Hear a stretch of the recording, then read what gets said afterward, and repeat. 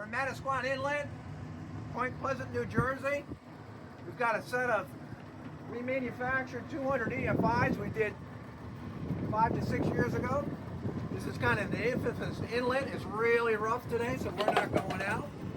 It is a great channel. The guy shoots all the boats coming in and out. Does a great job. Got a lot of views.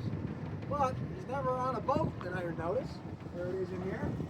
So with this, we come down here every year, check out everything else. We had to do an O2 sensor. We'll do another video on how to test an O2 sensor. We've already done one. We're going to do another one because we developed a better procedure. Great engines, great reputation. That's what we try to rebuild, remanufacture. Motors that have a good history and good parts availability.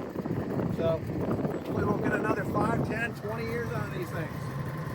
It's on a 25-foot Brady White.